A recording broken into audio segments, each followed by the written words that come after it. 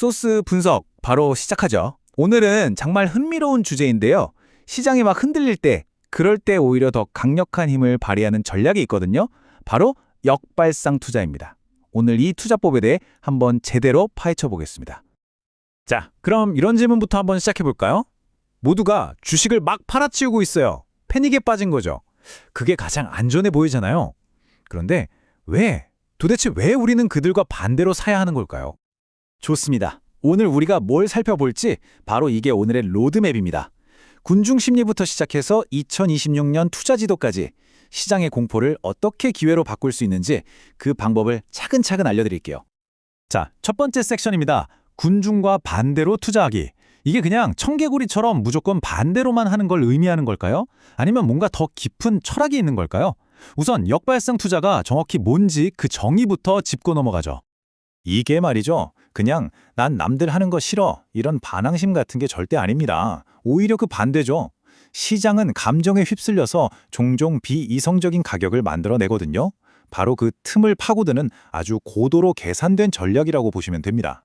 투자에 살아있는 전설, 존 템플턴 경의 유명한 말이죠. 이분은 말로만 한 게 아니라 실제로 대공황이나 아시아 금융위기처럼 모두가 이제 끝났다고 생각할 때 시장에 뛰어들어서 엄청난 부를 쌓았습니다.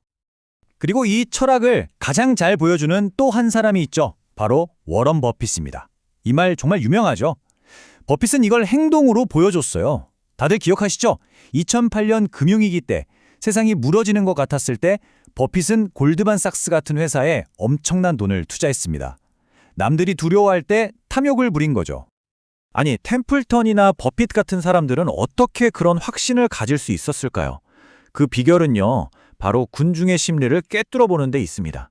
그래서 성공적인 역발상 투자자가 되려면요, 먼저 군중이 왜 틀리는지, 또 어떻게 틀리는지 그 메커니즘을 알아야 합니다. 하워드 막스가 이걸 1단계 사고와 2단계 사고로 아주 명쾌하게 설명합니다. 1단계 사고는 되게 단순해요. 실적 나쁘네? 주가 떨어지겠네? 딱 여기까지. 근데 2단계 사고는 한 단계 더 들어가죠. 잠깐, 실적 나쁜 거 모르는 사람이 있어? 이미 주가에 다 반영됐지? 근데 만약 생각보다 덜 나쁘면? 그럼 오히려 오르는 거 아니야? 이 차이가 엄청난 수익률의 차이를 만드는 겁니다. 하워드 막스는 강 세장이 보통 3단계를 거친다고 봤어요. 처음엔 몇몇 똑똑한 사람들만 좀 나아질 것 같은데? 하고 알아채죠. 그게 1단계. 2단계에선 대부분이 진짜 좋아지네? 하고 깨닫고요. 마지막 3단계, 이게 지금 위험한데 모두가 이건 영원할 거야 라고 외치는 단계입니다. 역발상 투자자는 바로 이 3단계에서 위험 신호를 보고요. 반대로 아무도 거들떠보지 않는 1단계 이전 그 비관론 속에서 기회를 찾는 거죠. 자, 그럼 궁금해지죠. 그 비관론, 즉 시장의 공포를 어떻게 객관적인 숫자로 잴 수 있을까요? 이제부터가 진짜 실용적인 내용입니다. 역발상 투자자들이 쓰는 툴킷, 즉 도구들을 한번 살펴보겠습니다. 가장 유명한 게 바로 이 VIX, 변동성 지수입니다. 흔히 공포지수라고 부르는데요. 말 그대로 시장의 공포를 재는 온도계라고 생각하시면 딱 맞아요. 이 온도계 동금이 막 위로 치솟는다? 그럼 시장이 패닉에 빠지고 있다는 강력한 신호입니다. 여기서 주목해야 할 숫자가 바로 30입니다. 역사적으로 보면 이 VIX 지수가 30을 넘어섰다는 건 공포가 정말 극에 달했다는 뜻이거든요. 역설적으로 이럴 때가 오히려 시장의 바닥일 가능성이 높았다는 거죠. 모두가 공포에 질려 투매일 때가 바로 기회라는 걸 숫자가 보여주는 겁니다. VIX가 체온계 하나로 열을 재는 거라면 이 공포와 탐욕 지수는 여러 항목을 살펴보는 종합건강검진 같은 겁니다. 지금 보시는 것처럼 시장 모멘텀부터 정크본드 수요까지 무려 7가지 지표를 종합해서 시장의 심리를 진단하거든요. 이 모든 항목에서 극심한 공포라는 빨간불이 켜지면 그때가 바로 역발상 투자자들이 쇼핑 리스트를 꺼내들 때입니다. 자, 이론은 충분히 봤으니 이제 실전으로 한번 들어가 볼까요? 이 역발상 투자라는 렌즈를 끼고 불확실성이 가득해 보이는 2026년을 한번 들여다보죠. 과연 기회는 어디에 숨어 있을까요? 전체적인 그림을 보면 폭발적인 성장은 아니지만 그렇다고 완전 침체도 아닌 그런 완만한 성장세가 예상됩니다. 근데 중요한 건 그 옆에 있는 주요 불확실성 항목들이죠.